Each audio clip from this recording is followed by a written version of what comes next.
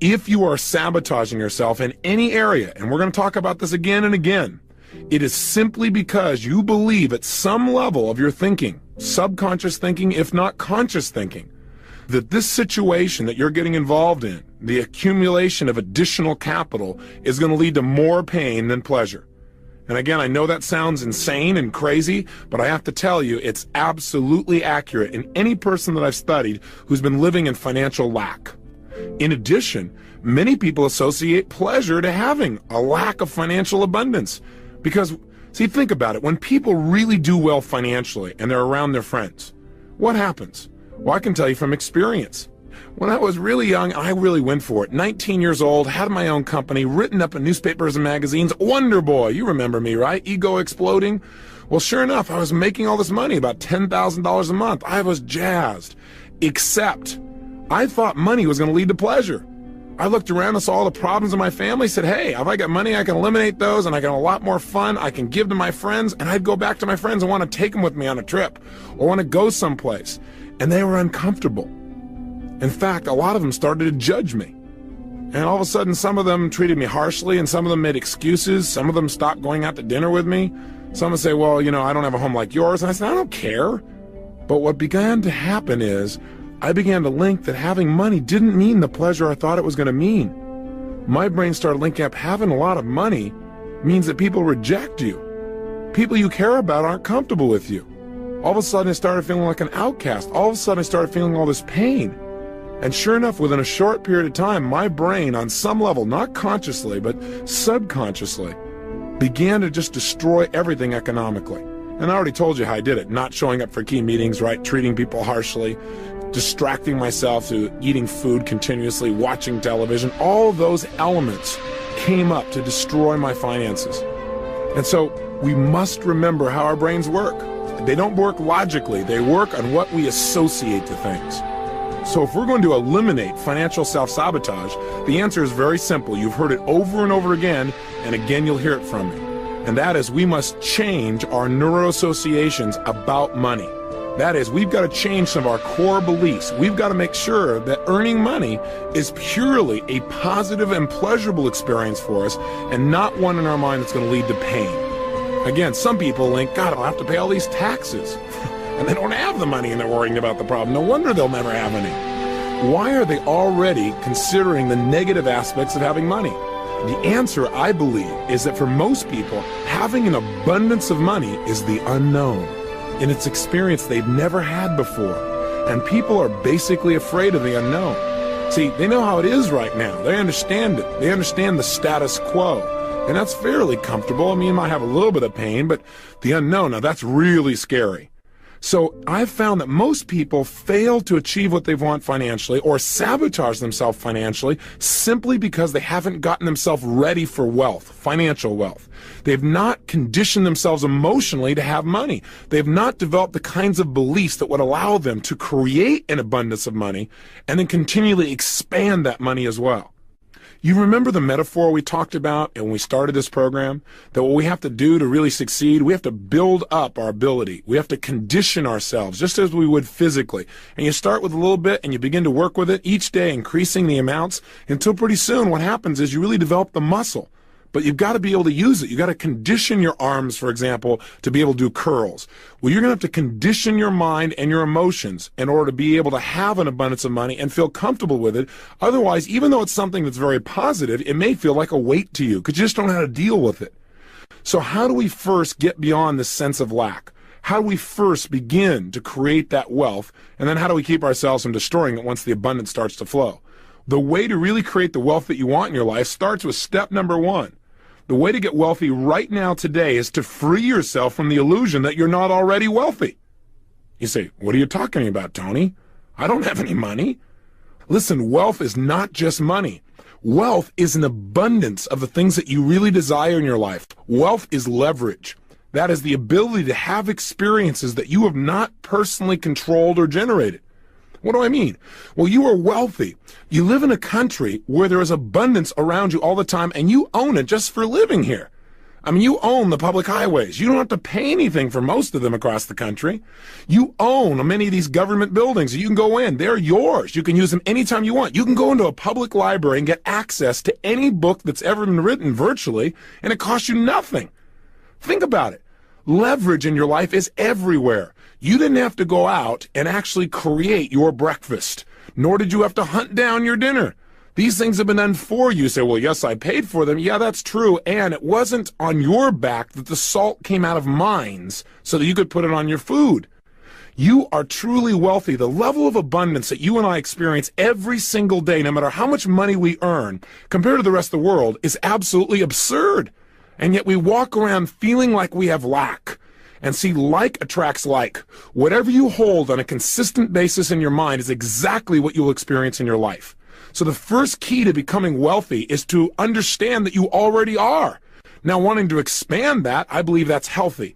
You know, some people say, well, is it really right to make more money? I mean, if you've got a lot, is it right? Well, let me ask you a question. If you're intelligent, is it right for you to continue to want to expand and become smarter? Is it right, if you're already close to your husband or wife, to want to deepen that relationship even more? Is it right for you to want your children to have even more, to be happier, to be stronger, to have better relationships? Is that right? Is it right, no matter how close you feel to your Creator, to want that bond to be even stronger and to strive for it? Is that right? I've got a question for you. If you could have more in your life, if you could have more, then should you? If there are things you could do that would create greater abundance in any area of your life, then should you? And my answer to you is absolutely. I think I shared with you earlier in this program that there was a point in my life where I thought, gosh, if I have so much abundance and other people don't, there's something wrong there. That's unfair. Hey, listen, every single one of us was born with opportunities. We're equal in our opportunities. We're not equal in our decisions. We're not equal in our education. We're not equal in how much we demand from each other or from ourselves. We're not equal in our motivation. We could choose to be, but most of us are not. Now, I know there's the argument that, hey, I grew up in the South Bronx, or I grew up in a difficult part of town, or I didn't have the role models. I can certainly appreciate that 100%. I really do believe that there are many people in our society that don't seem to start out with the same level of resources, no doubt about it. So my approach to that used to be, well, I really care about people that have less than I do. I care about people that are poor financially. In fact, my strategy was the best way to help poor people is I'll be one of them. Well, that's not exactly the most intelligent approach. Instead, what I decided to do was realize that no matter what someone's resources were, I didn't have any either. I didn't have any great role models. I didn't grow up wealthy, not even middle class. And yet I was able to make the things work because I pursued them. And no matter where I've looked in the country, no matter how horrible the environment, there are a few people from that environment that somehow have made it work for themselves, mentally, emotionally, socially, spiritually, physically, and financially. So why did these people make it in spite of all the odds? The answer was not necessarily more talent or more ability, but that they were able to get access to their talent and ability because they had beliefs that empowered them in each of these areas, including financial. I mean, that's really what it comes down to. Your finances will not change until your core beliefs change. Trying to turn around financial sabotage simply by working harder, by the way, will not work. The reason is you'll work harder and your beliefs like this rubber band. You'll push, stretch yourself out there. It'll start to make some progress. And right when you get to a certain point of threshold, whammo, the rubber band snaps you right back to where you were. I mean, haven't you experienced this sometimes? The only way to break through is get rid of the rubber bands. Expand your picture of your life financially so that what's happening is you're on a road you're always building and one that's always expanding. In addition, you must believe that by building your road, what you're also doing is creating a way for others to travel to their dreams as well simultaneously. So since it starts with our own beliefs, we got to remind ourselves what beliefs are. Beliefs are nothing but a feeling of certainty about what something means. So again, if you've got limiting beliefs, it just means you've got beliefs. You have a feeling of certainty that having money is going to be more painful than not having it. That having an abundance of money is going to be more painful than not having an abundance. Yeah, you can get by and it'll be okay. You've got to change that. How do we do it? Well, one, the easiest way to change anything is to link pain to the thing we want to change. In other words, link in our own minds that if I don't change this belief system, it's going to cost me so much, it's going to hurt so bad, that your brain says, I'll do anything to get rid of that belief, and then show your brain an alternative, one that by applying it, you'll have pleasure. Now, what most people do in life is sit around and hope that someday something magical will turn it around. Or again, they go out and just work harder and harder and harder, and they wonder why they still can't make it financially. No matter how much money they make, they always end up with more month at the end of the money. Maybe I was one of the lucky ones. Maybe I just have a low threshold for pain because I just couldn't take it. I found so much frustration in not being able to go certain places, not being able to be with certain people who are traveling, not being able to give some of the things I really wanted to give most to the people I cared about, not being able to have the lifestyle and the freedom of choice in terms of my time and my energy and the things that I was going to have in my life as well. It was so painful, so embarrassing, so frustrating that finally one day I said, I have had it. And that is a great place to get. Get to the place where you've had it, where you've gone through threshold, where you're not willing to do that anymore. But here's the key. When you realize you've got it, know what the reason is. It's because of your beliefs, and you need to go inside and shift them now. So how do we do this? I'm going to guide you through a 3 or 4 step process right now to eliminate self-sabotage in the area of finances forever. So let's go for it. Get your success journal or pull over the car now. This is the time.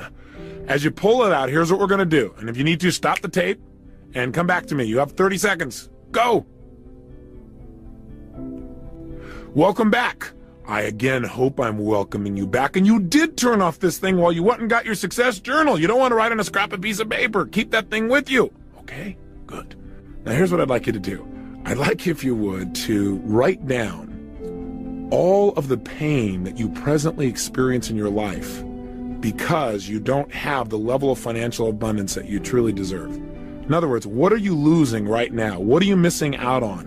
What's it costing in your life not to have financial abundance? In other words, our goal here is to not just be intellectual, but to really get ourselves to experience once and for all a tremendous amount of pain from not having finances. So really go into your gut, go into your core and say, okay, what are the things I really want to do or be or share or create or give or make that I cannot do right now because I don't have financial abundance. I've got enough finances to get by, or I've got maybe even worse, you're comfortable. That's really a death rattle in terms of finances. But what are some of the things beyond that that you're missing out on? Maybe just the self-esteem of knowing that you can create as much as you want in an instant. What is it that you're missing out on? I'm going to give you about 2.5 minutes to do this. So please begin now.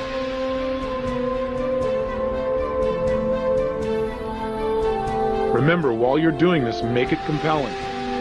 What are some things you'd really like to do in your life that you can't do? Think about how much pain that could generate if you really focused on that enough. Normally, you don't pay attention. Do you ever have to say, someday, honey, we'll do that? How does that make you feel?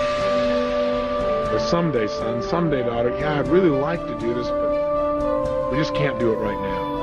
Maybe later, maybe sometime. And yet in your feeling, in your gut, you don't think it'll ever happen. Some of the pain you experience because you don't have massive financial abundance. What's it costing you? What could you do to develop yourself if you have no money? And you're missing out on it. What could you do for your favorite foundation or a favorite charity? Would you like to buy something? Is there somebody in your family who's suffering right now financially and you're unable to help them? How does that make you feel to know you don't have the money to help them? Someone need medical care? Would you like to be able to purchase a nicer home or something like that for family members, a mom or a dad? Would you like to take better care of your grandparents but can't because you just don't have the financial abundance? Is there a school you like to send your children to but you just can't, again, because there isn't enough money?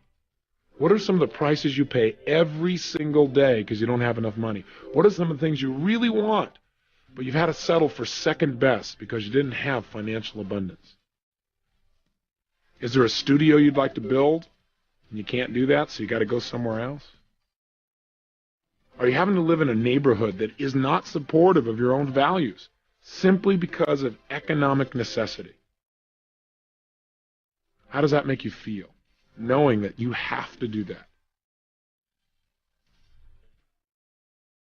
Make sure as you write these down, you really feel the pain. I know that doesn't sound very nice, but the way we change is link pain to something. Get it out on the table. Okay, so what we've done here, if we've done it effectively, is gotten your brain to begin to associate major pain to not having money. Now you might say, well, Tony, I already had that. Well, maybe, but maybe it was like you had one thought at a time. What we want to do is intensify the feeling of pain, so your brain will finally say, I've had it. No more. I've got to have money.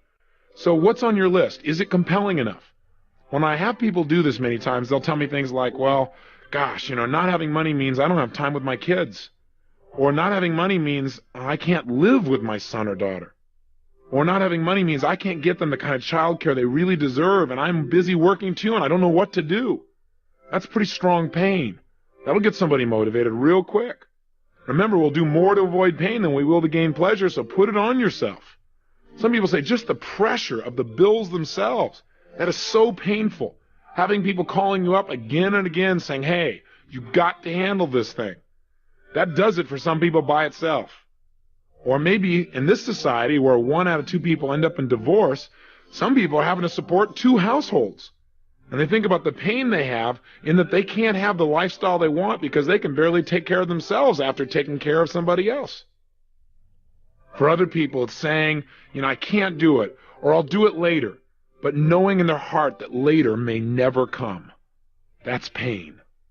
Or maybe for you, it's just the pain of knowing somebody who really deserves help, and you just can't do it because you don't have the money. Or maybe it's the inability to travel or visit the places you'd really like to, or maybe visit some people. I know some people have made on their list things like, I just don't have the money to even go visit the grandparents who are about to pass away. I know I need to be there, but I just can't because I'm busy and I have to keep working, or because I don't have the money to even get there. Again, this is not negative. This is the most positive thing you can do to yourself. Creating pressure on yourself, massive pressure, where not having money hurts, will make your brain want to change. That's the only way you'll get rid of the sabotage. Does that make sense? So let's go to the second stage. The second stage is, let's just find out what you think of when you think about money itself. So now I'm going to only give you about 60 seconds. But in these 60 seconds, what I'd like you to do is, back in your success journal, just write down anything you think of that you associate to money. If I say to you money, or a lot of money, I want you to write down what pops up in your head. Just write down singular words that you associate to money. So you've got 60 seconds. Please begin now. Go for it. Okay, time. So what's on your list? Well, I'm not sure what's on yours, but I decided to try this with the engineer here in the studio. And he came up with some things like this. He said that he has freedom. He associates to money time with loved ones, associates to money less stress, less bills, safety, and stress reduction in the form of entertainment. Somebody else here has on their list freedom of movement, security, giving, peace of mind, hard work, the burden of responsibility, lifestyle, wider social latitude. Interesting. What's on your list? Now, when you look at your list, is it mostly positive or mostly negative? What I've found is when I have people do this, it depends on the individual, but oftentimes I get a lot of positives. On most of these lists, both these lists seem to be primarily positive. They think about money and there's these positive things. They associate pleasure. And you say, Tony, then why would somebody sabotage if they only associate pleasure? Well, let's try another approach and dig a little deeper into your brain. Let's see if all your associations really are positive. Here's what I'd like you to try. For the next 2 minutes, I want you to write down the things you remember hearing growing up about money. In other words, what were you taught about money, both explicitly and implicitly, by what people told you, like, for example, in your family, your mom, your dad, etc. What are some of the phrases you remember hearing? Jot them down now. You have 2 minutes beginning now.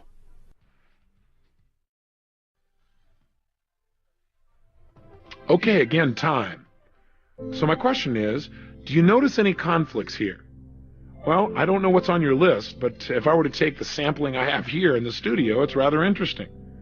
In the beginning here, we have a person's list where they say the associated money, freedom, time with loved ones, less stress, less bills, more safety, stress reduction in the form of entertainment. But what was this person taught growing up? Well, money is the root of all evil. Second thing on their notes, money isn't everything. Person obviously doesn't know where to shop. Third one is no time to enjoy it. Fourth one, notice no time to enjoy it. Time with loved ones, no time to enjoy it. Isn't that an interesting conflict? And we wonder why we sabotage, why we start to move towards, and then all of a sudden think there's going to be pain here and we sabotage ourselves. Here's another sampling. Person whose notes said that they associated in money freedom of movement and security and giving and peace of mind and hard work and the burden of responsibility, few negatives there, and lifestyle. This person has money doesn't grow on trees. How's that for conditioning you for abundance? I'm not saying it does, but that's probably not the best frame to hold in your mind on an ongoing basis. Secondly, we can't afford it. Interesting. And that sentence is still probably running through this person's brain. There's the next one. It costs too much, or it's too expensive. Here's the next thing on this gentleman's list. Take care of pennies, and the dollars will take care of themselves. Now let me ask you a question. How do you feel about taking care of pennies? Does that really create pleasure for you? You think your brain says, oh man, I'm going to take care of all these pennies so I get a few dollars. Whoa, I highly doubt it. Here's my point. You want to know why people are sabotaging? Check out the massive contradictions here. On the one hand, the person associates to money primarily positive experiences, yet on the other, everything the person was taught growing up is it's going to be painful. Think about that. That's why people experience approach avoidance, where they go out and start to make some money, but only go so far before they limit themselves. Like having a governor on your car. You put your foot on the accelerator, you start going a certain pace, but that's the highest you're going to go. See, that governor is all the things you were taught in the past, those old beliefs. Now, how do we eradicate them? Again, we associate enough pain to them. Think about it. Are you willing to pay the price? The price you wrote down to start with here. The things you're going to miss out on your life in order to keep these measly ideas in your mind that somebody dumped in without realizing the impact maybe years ago. I doubt it. So in essence, what we can do right now, we've got a lot of choices. One way to change your beliefs is use what you already know. Do a Dickens pattern on yourself.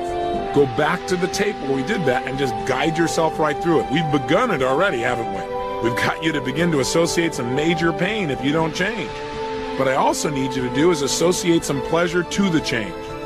And that part should be pretty easy. All you have to do now, and let's do it, is make a list of all the benefits you would have, all the things you would get in your life, all the ways your life would be absolutely, totally enhanced if money was no longer a question in your life, if you had true financial freedom and financial abundance. I'm going to give you 120 seconds to write down as fast as you can how your life would be greater and better if money was no longer an issue in your life. In other words, what would be all the additional benefits? How would your life be greater? How would your life be better immediately if right now you handled the financial issue? You have 120 seconds. Write it down now.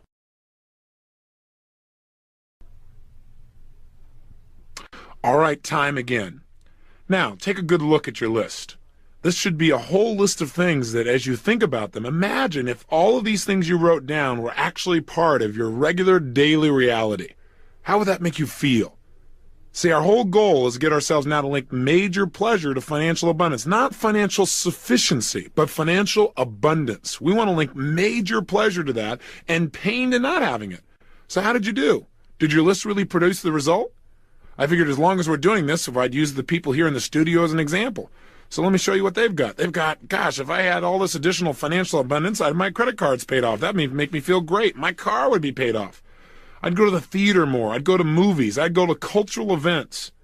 As a result, I'd be informed. I'd feel relaxed. I'd feel cultured. It'd increase my self-esteem. I'd have more humor in my life. I'd feel more articulate, more balanced. I'd be able to make conversation more easily. There'd be less stress in my life. I'd be able to have more time with my son. Another person's list says, gosh, if I had financial abundance, not just financial sufficiency, I could finish my studio. I'd buy a new home. I'd have more travel time. I'd be able to get in the music business full time and just enjoy what I love most. Or I could be more generous. I could give without any concern for the future. I'd have no daily pressures from financial obligations. Think about how you'd feel if these things are really true. So what is the main strategy for turning ourselves around financially? Simple answer. You've heard it many times. Again, repetition being the mother of skill. And you've heard that one a few times too, haven't you? But I want to remind you that our brain moves away from pain and towards pleasure.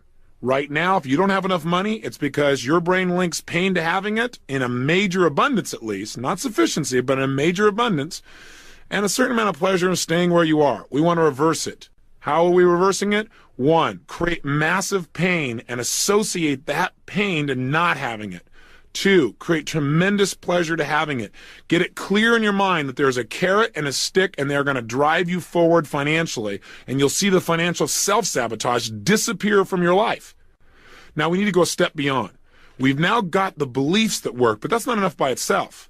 Got to go beyond just eliminating the negative beliefs. And by the way, one way to get rid of some of these old beliefs that used to stop you as well is to ridicule them. See, if you take anything you've heard or said to yourself, and all you do is say it over and over again in a unique new way, you create a new anchor. In other words, that's what advertisers did, right? Winston tastes good like A, Winston tastes good like A, Winston tastes good like A. How do you spell relief is R-O-L-A-I-D-S, R-O-L-A-I-D-S, R-O-L-A-I-D-S, and you heard it over and over again, so that's what you linked. Simple anchoring. So what you could do is attach to those old phrases new beliefs. So that when your mind says money doesn't grow on trees, you say, that's absolutely right. It grows out of the positive ideas that I follow through on every single day of my life. If you do that over and over again, pretty soon, money doesn't grow on trees won't have the negative impact. Does that make sense? I know that sounds so simple. I'm sorry to help you to be free in an easy way. I guess we could make it tougher, but that's all it really takes. All you got to do is identify what used to stop you, destroy it, eliminate it, or get it to trigger something more positive. If you got one here that says something like, money isn't everything, say, for people who don't know where to shop. Have some fun. Get yourself to giggle or laugh. All you have to do is get these beliefs to have less heaviness to them, less control over you. Ridicule them, play with them, and that's going to be one of your exercises. In fact, it may be useful for you to do that now, to go through right now and do things to these beliefs to either make them trigger a new empowering belief or to ridicule them to the point where they no longer affect you, to where you would think of them every time you thought of money isn't everything, you begin to smile thinking of that funny phrase, well, you don't know where to shop. In other words, it's not true. What I'm saying is not true. All it is taking away a limitation. Does that make sense? Let's try it. Let's stop. One last thing. You're giving me a lot of exercises today. That's true. But this is an issue. It's time to just get over it and move on so you can have the kind of abundance here that you also have and are continually developing in your relationships and in your business and your spirituality and in your emotion and your energy and your life. Go for it. What I want you to do specifically is the following. Take out your success journal. Go through each of those limiting beliefs. Any limiting beliefs. In other words, remember when we said write down anything you used to hear growing up about money, any of them that would be a limitation, and change the belief. In other words, attach a new belief to it. Just the way we did here. Money doesn't grow on trees. That's right, because it grows out of the ideas that I generate every day and follow through on that create good for myself and other people. And just say it over and over again. So pretty soon you begin to link it, or maybe something simpler than that complicated phrase I came up with. Let's take another one as an example. Let's say growing up you continually heard, it's too expensive, it's too expensive. Now that's part of you. And you say, you're absolutely right. It used to be too expensive, but now it's an investment in my joy. You get the idea. Now you may say, well, gosh, this is really hard. So is not having any money. You deserve financial abundance. Right now, get creative and go through each of the negative phrases or beliefs and find a way to either counteract them or attach something to them that will empower you. Please take the time to do this one right now. Let's just eradicate these beliefs. Do it now.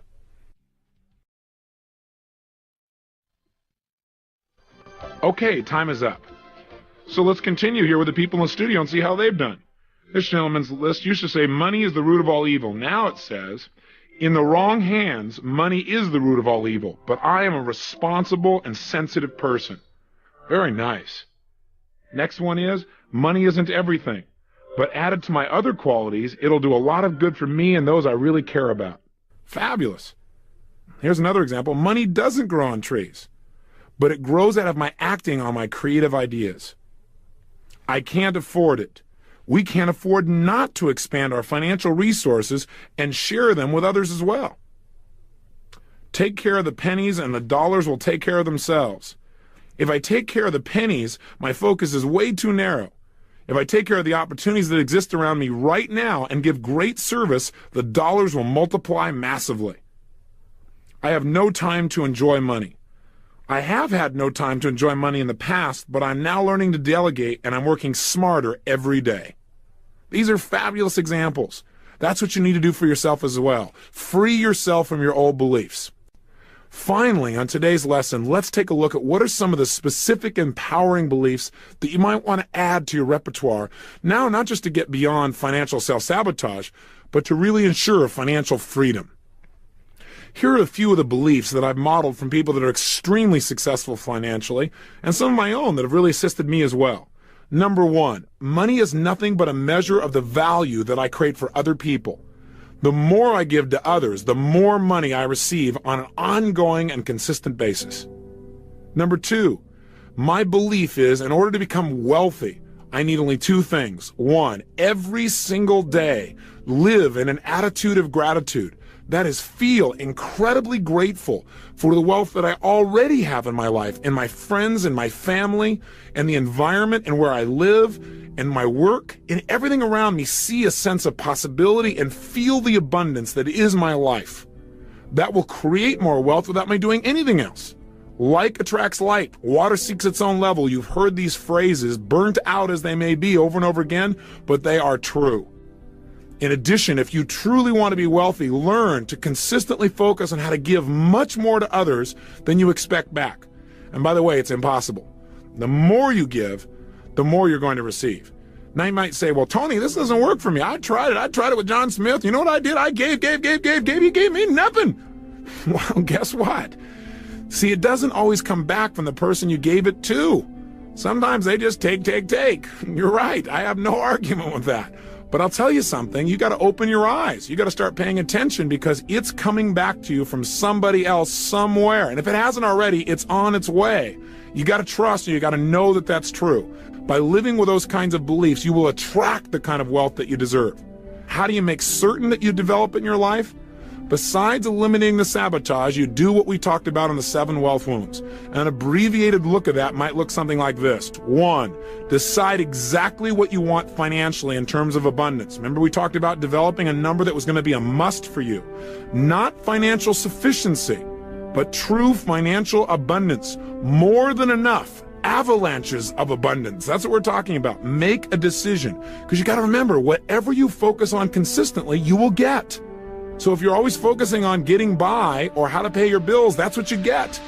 If you focus on massive abundance, that's what you'll have too. And as long as, in your mind now, having massive abundance is something good.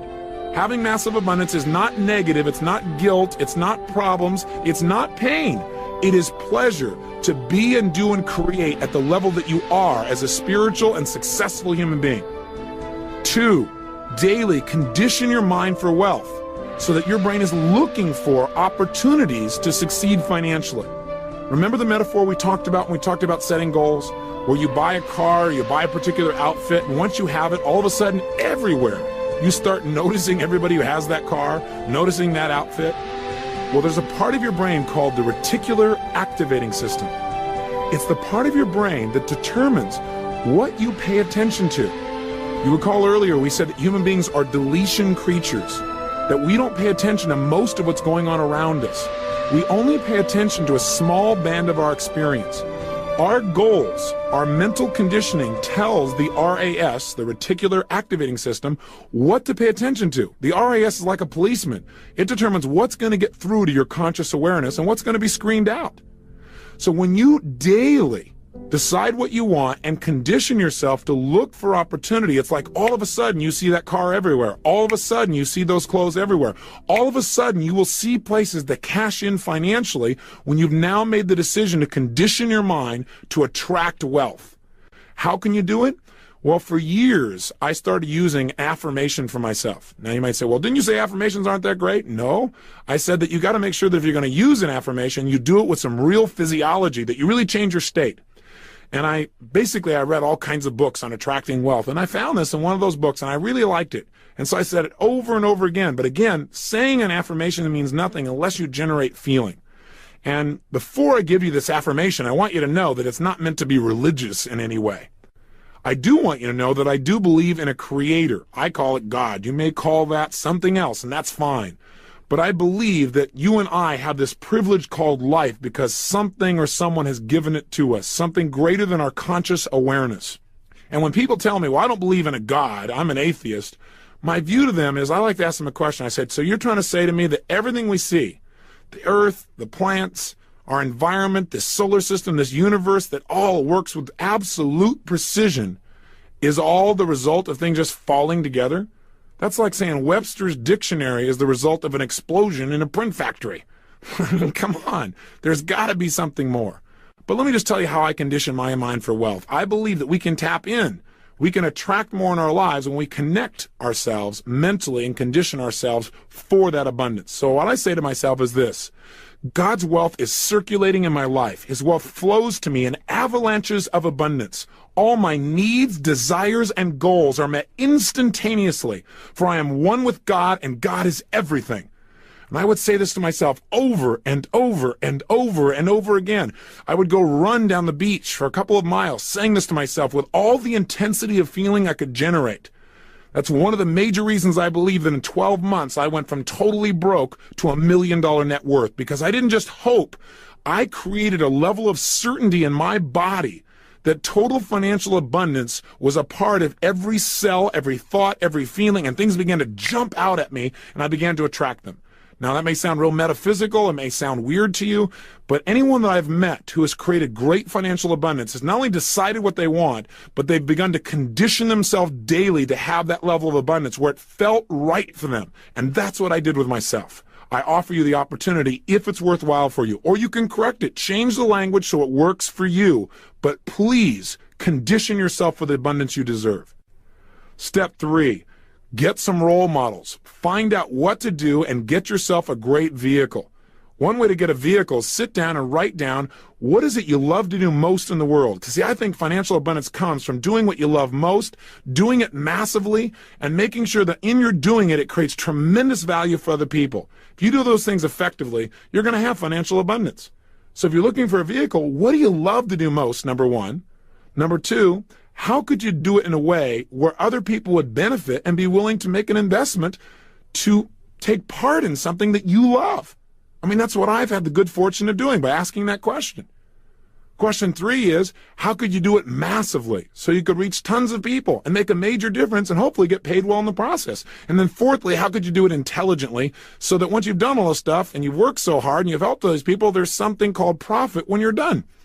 There are lots of possibilities for vehicles, and there are lots of models if you already want to stay right where you are and do very well financially. Again, call or write us. We'll teach you some models. Come to our seminars, or find somebody who you respect locally and model them, or go to somebody else's program. Whatever it takes, please get yourself a model. That's how you'll know what to do. 4, make sure that on an ongoing basis, you experience yourself as a giver.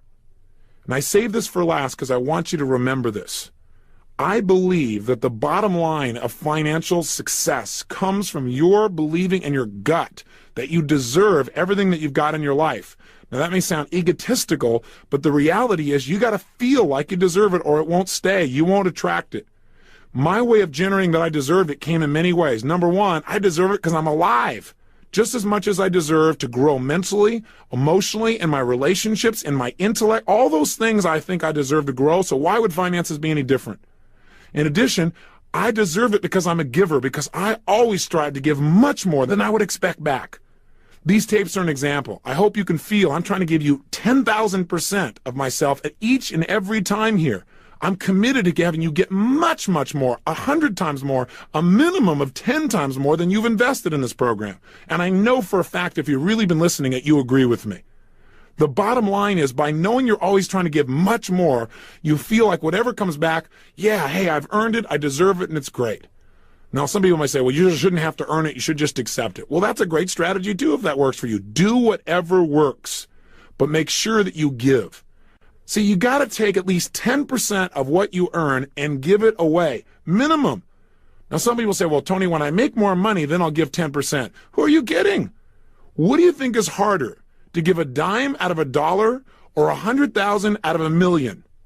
Trust me, the 100,000 will feel quite a bit different than the dime out of the $1. If you don't develop the habits now, you certainly won't do it when the numbers get bigger. Listen, go get yourself a book, simple book. It's called The Richest Man in Babylon. It's by George Clason. It's a very old classic, very small. You can read it in a short time. It's like a series of short stories that'll teach you how to use money through allegory. It'll teach you 3 basic principles. 1, it'll teach you no matter how much money you make or don't make, take 10% of it and give it away immediately. Why? It doesn't say this, but this is what I believe. When you give away a percentage of what you have, it teaches your subconscious mind that there's more than enough. Boy, that's a great belief to install, because once it believes that, your subconscious mind will create that reality in your life. It makes you feel like a giver, and we all deserve to have that feeling of pleasure of being a giver and not a taker. 2, it'll tell you to take 10% of what you earn and use it to reduce your debts. Pay off MasterCharge, Visa, Arnold's Linoleum, whatever it takes.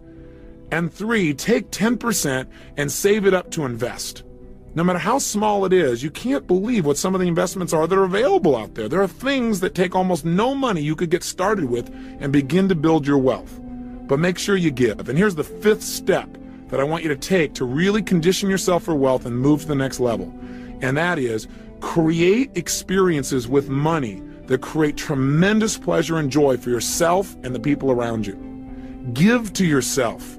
Be willing to really do that and watch your financial picture change. In other words, you can't expect to work that hard, make a lot of money, and then never get any pleasure out of it. Just put it in CDs or just invest it or just give it away and never feel that direct connection of pleasure. Your brain won't do it forever.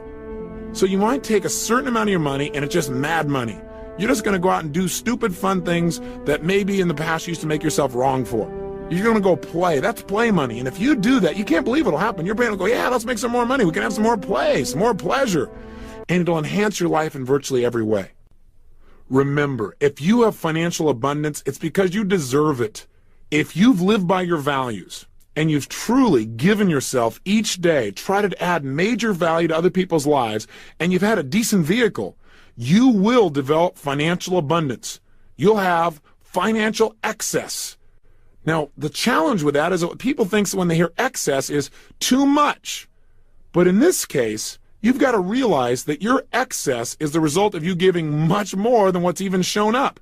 It's a great scorecard for the value you've added in other people's lives, and as a result, you have even more in your own as well. There is no need to create limits on yourself. Let yourself grow well beyond your past limits and create the abundance you deserve. Here's your assignment for today. You go, I got another assignment? Well, why not? We're on a roll. The last assignment is this. As you turn the tape off, let me give you a 10-day challenge. I know I've given you some daily challenges, like your morning questions, but just for 10 days. And start it today. Would you be willing to take a minute or two and begin to condition your mind for financial possibility by doing the following? Writing down simply 3 ideas on how to make money. 3 new ideas. Either something that already exists that you haven't been paying attention to before, or a brand new idea, a concept for a service or a business or an investment or a possibility or an invention. Anything at all. And let me give you one caveat. Maybe a bunch of your ideas won't be worthwhile. Who cares? How many ideas do you need to be able to create financial abundance? 1 or 2 good ones, that's it. And that's all you need is 1. So if you did this for 10 days, you'll have 30 ideas at the end of 10 days, plus you'll have done something else. You'll have established a conditioned mental pattern or habit of looking for financial opportunity, and you certainly deserve that. If you keep looking, you're liable to find something, and if you find something, you're liable to follow through, and if you follow through, you're liable to make some major money, and then you want to focus on money. You'll be able to just have that abundance and be able to focus on whatever you hold as most important now. So go for it.